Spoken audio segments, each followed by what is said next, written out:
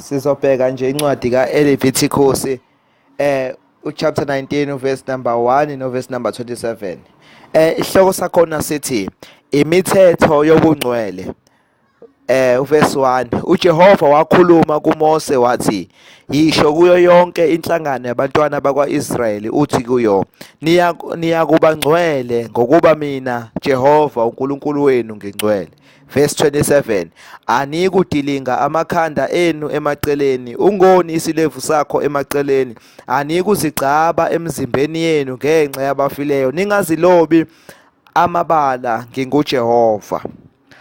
La khona sithola izwi la khona uNkulunkulu ekhuluma noMoses ethi akatshela abantwana baka-Israyeli indlela yomngcwele.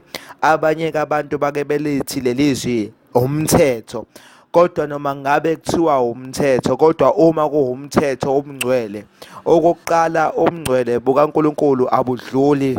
uNkulunkulu ungcwele izolo, ungcwele namhlanje, usayoba ngcwele. Okusho ukuthi le mithetho lo kwakungasiyona imithetho le ekwakumele ukuthi uJesu masefikile emhlabeni afike awugcwalise masuyadlula, kodwa lo mthetho lo ungumthetho kaNkulunkulu ongcwele ongadluli.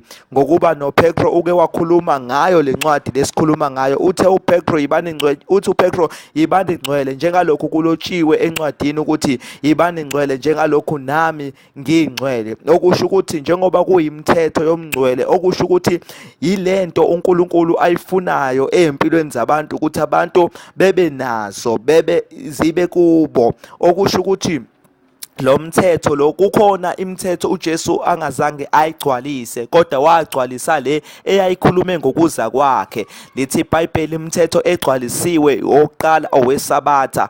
Okusho ukuthi njengoba uJesu ewugcwalisile umthetho wesabatha, mina akusalindelekile kumina ukuthi ngishumayela isabatha noma ngishumayela ukugcina kwesabatha, ngoba isabatha selagcwaliswa, seladlula. Kanjalo nokukhanda owesifazane uma ebanjwe ephinga, noma umuntu wesilisa noma owesifazane uma ebanjwe ephinga kumele akhandwe ngamatshe. uJesu kwawugcwalisa loyo kuJohane 8 ethi uma ekhona ongenasono makaqale amkhande ngetshe. Okusho ukuthi uma umuntu ona esikhathini esiphila kusona manje akusamele ukuthi simkhande ngetshe uma simbambe onile, kodwa kumele simnikeze i-second chance, ngoba uJesu sewugcwalisile lo mthetho. Omunye uJesu umthetho awugcwalisile ulo okunikela ngemzimba yethu ibe umnikelo engcwele. Lithi iBhayibheli esikhathini esiphambilini bekunikelwa ngezimvu noma ngemfuyo noma ngejuba uma wonile ukuze uhlanjululwe, kodwa uJesu maseyigcwalisa lo mthetho wanikela ngaye uqobo, waba yimvu yomhlatshelo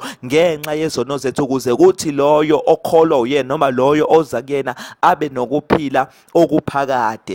Kwagcwaliswa-ke lowo mthetho, kodwa lo mthetho lo uJesu akazange akhulume ngawo. Okusho ukuthi njengoba engazange awuvale noma engazange akhulume ngawo noma engazange awugcwalise, okusho ukuthi usenjalo usamile until kuze kube khona izwi elithi lo mthetho lo usudlulile. Ngiyibalile imithetho esidlulile ngoba uJesu uyigcwalisile, kodwa lo awuzange ugcwaliswe. uJesu uzaqinisekisa ethi kuyakudlula konke, kodwa kusoze kwadlula gama nasicinyana somthetho.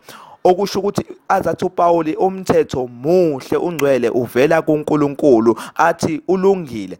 Ngamanye amazwi umthetho awusoze wadlula until kuze kwenzeke konke ngaphandle kwale mithetho egcwalisiwe. Kodwa yonke le mithetho engazange igcwaliswe isenjalo, isamile njengoba injalo. Okusho ukuthi kumele sigcine. Lithi-ke la izwi akumeleke sigunde emaceleni, okusho ukuthi akumele sigunde amakhathi namafeti nayo yonke imigundo ekhona esimanje manje leyo kuzakha, ngoba indaba athi uNkulunkulu masingagunde emaceleni, yingoba masigunde emaceleni siyazakha. Uma sizakha, lithi iBhayibheli kuRoma 9 verse number 20 uthi, wena muntu ophikisana noNkulunkulu ubani? Kungasho nokudaliwe ukuthi Nkosi wangenzelani ngaba njena na. Okusho ukuthi uma ugunde emaceleni uyazakha, and uNkulunkulu akabafuni abantu abazakhayo.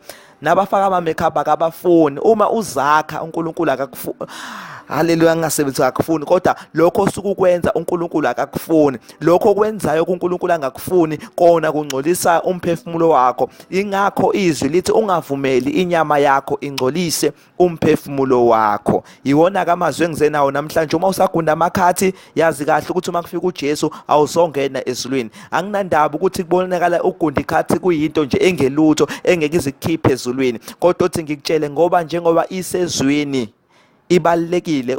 Umbhali walencwadi akazange abhale lencwadi ngoba ebhorekile noma ngoba enganasikhathi, kumele igcinwe. Ingakho uJakobe uthi ubusisiwe owezwayo lamazwi mase eyawenza, ngoba loyo owezwayo mase engawenzi ufana nomuntu oyibuka esibukweni mase yakhohlwa ukuthi wayengonjani. Iwona-ke amazwi kunixwayisa abazalwane bakaKristu. Ngiyanicela bazalwane ukuthi nenze izwi, ningahambi ngey'nkanuko zenu, ngoba iy'nkanuko zenu lezi zithi ukugunda ikhathi akusona isono, and nokufaka amathathu futhi kusayisono namanje, because lithi iBhayibheli ningayilobi amabala emzimbeni yenu. Omunye uthi hayi umthetho, yebo noma kuthiwa umthetho, lithi iBhayibheli umthetho wobungcwele. Lo mthetho lo awuzange ugcwaliswe eTestamentini Elisha, okusho ukuthi usenjalo usamile, ngoba uNkulunkulu akashintshe ebungcweleni. Ngoba uNkulunkulu uma enikeza uMose lo mthetho wayenenhloso noma wayenenhloso engqondweni yakhe. Imithetho eyagcwaliswa ile eyayihluleka, njengakho ukugcina amasabatha. Abantu besebewagcina amasabatha sebengayenzi intando kaNkulunkulu. Kwabonakala ukuthi ukugcina kwamasabatha akusasizi lutho, kodwa le imithetho yomngcwele. uNkulunkulu ungcwele, lithi iBhayibheli kumele nathi sibe ngcwele njengalokhu naye engcwele. Lo mthetho engikhulumayo umthetho wobungcwele awuzange ugcwaliswe eTestamentini Elisha, okusho ukuthi usamile usanjalo. Uma wena uphula uzidlela icala, and oweqa izwi likaNkulunkulu noNkulunkulu akayokumyeka. Lithi iBhayibheli uSawuli weqa naye izwi likaNkulunkulu, uNkulunkulu wamphuca ubukhosi bakhe. Nawe kuma ufuna ukuphuca umbuso wezulu, ungalilandeli izwi likaNkulunkulu, kodwa uma ufuna ukulibona izulu, yenza izwi njengoba lisho. Ungazama ukuyijustify ulalela ama-theology adukisayo, lalela izwi ukuthi lithini. Amen, ngibonge.